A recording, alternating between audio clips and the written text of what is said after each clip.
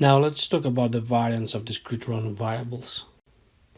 The definition of the variance is that it is the expectation of the square difference between that random variable and its expectation. So this is the expression right here.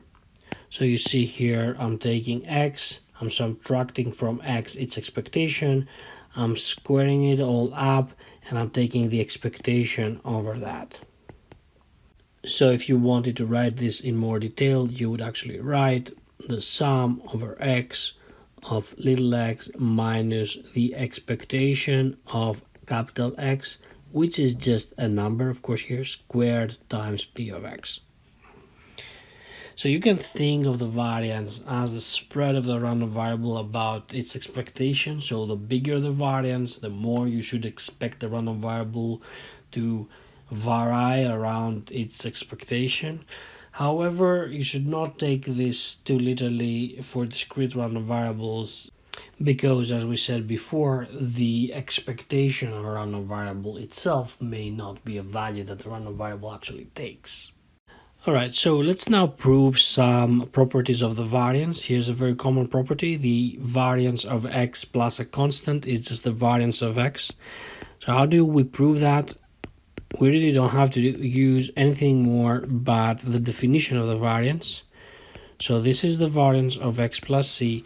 By definition, this is the expectation of x plus c minus the expectation of x plus c squared, and we take the expectation of this entire thing, and then inside the square we can use the fact that this term right here is nothing more but the expectation of x plus that constant c, and you'll see that this constant and that constant, they're going to be eliminated, and then what remains is the expectation of x minus the expectation of x squared.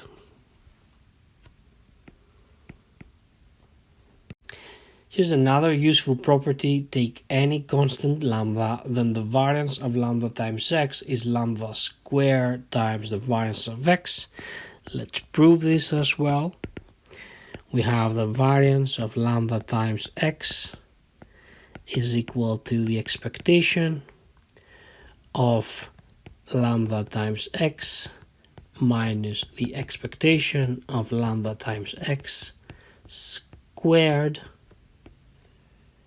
and the term inside the square, this term right here, can be written as lambda times the expectation of x. So I can rewrite the entire expression as the expectation of lambda times x minus lambda times the expectation of x squared. So I can now take out of the square lambda, and I'm gonna have to square it in order to do that, and this is what I get. And now I can use the property of the expectation, that the expectation of a constant times a random variable is that constant times the expectation of the random variable.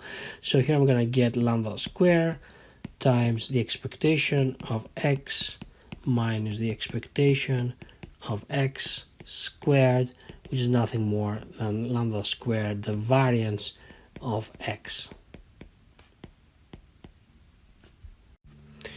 This is an extremely important identity that connects the variance to the expectation. It basically states that the variance of x is equal to the expectation of x squared minus the square of the expectation of x. And it is a formula that you should remember because it's one of the few formulas that you can use to analytically calculate the variance. Also later we're going to use it to create a sampling average approximation of the variance. Alright, so how do we prove this? Again, we should not panic about it, we should just write down what is the definition of the variance. So the definition of the variance is the expectation of x minus the expectation of x squared. Now what we're going to do is we're going to expand the square, so let's do that.